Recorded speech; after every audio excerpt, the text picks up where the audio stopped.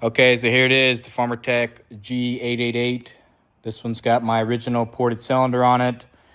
The exhaust roof is probably at like 92 degrees now, so it's got a healthy amount of blowdown. The cylinder was hurt from my original saw. I cleaned it up the best that I could. I threw it in here just so I have a little bit easier starting cylinder. My other cylinder makes a little too much compression. I'm going to put that cylinder on my original 880 when I put an OEM crankshaft in it. Since I have two, might as well fix that one. So I have one bulletproof 880. Then eventually I'll do the same thing to this one when this one blows up, or maybe before, so I don't hurt another cylinder. So 72-inch Farmertec bar. I've got the Granberg chain on it. That's got the, I'll show you.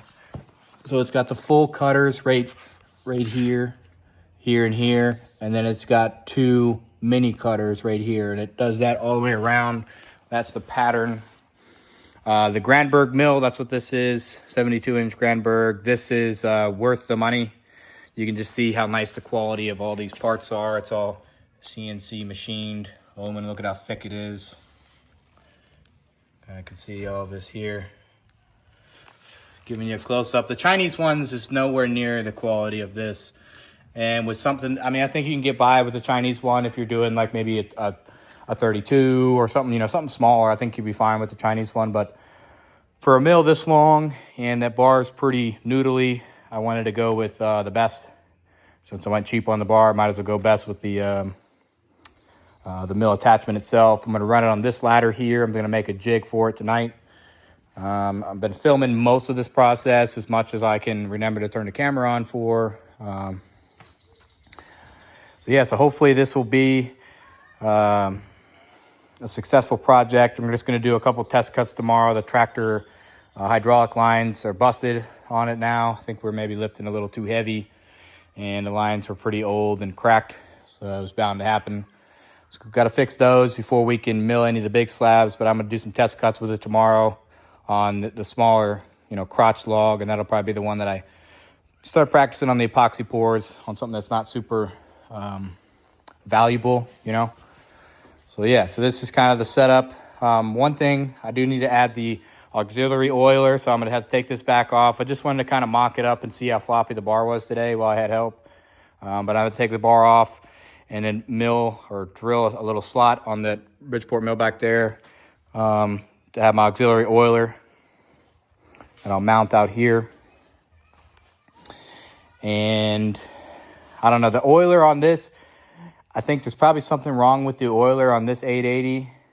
So we'll see if I can just get by with what I've got here for this, little test session tomorrow. Then I'm probably going to throw another oiler on it because I'm just not satisfied with the oil output that this saw has. I think my other 880 had a stronger oil output as well.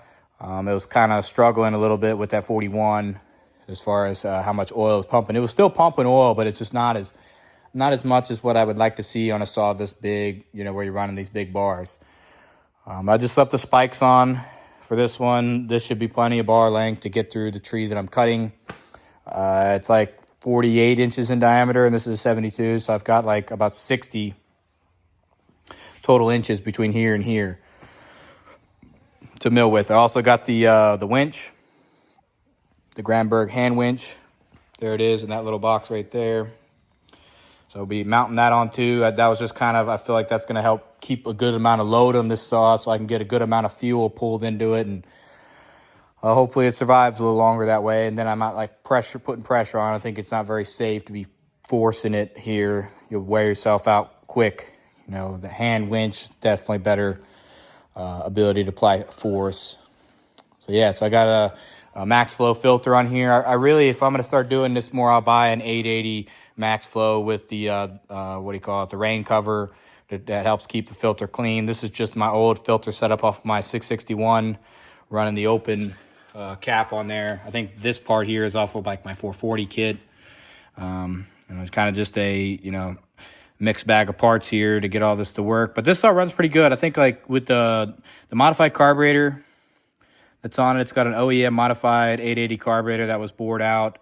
to help get a little more fuel. I don't know if the jets were modified or not, but I know that this carburetor definitely flows more fuel than the Farmertec one. This also got an unlimited coil on it as well. Then I got this little D handle because the original handle broke off of the pull starter. So this has got, majority of the parts on this are the original 880 parts. And I left the new ones in the box for my nicer build. That's going to be the bulletproof one with the OEM 880 crank. So yeah, so that's kind of a little update on what's going on. I'll be posting videos as I have time to edit them and make them kind of more, I guess, not as a raw content type of thing. So yeah, so I'll make more videos as I learn more about how this operates, and the tips that I can pick up and share, I will share. But yeah, this was a big investment to do this, but I think that the end goal will be worth it, considering what I can do now. I don't have any equipment to really move any of the logs out of the woods at my house, so a chainsaw mill is really the best option for me to get some of these bigger trees cut down into a size that I can haul them out of the woods with. So that's it for this one. Thanks for watching.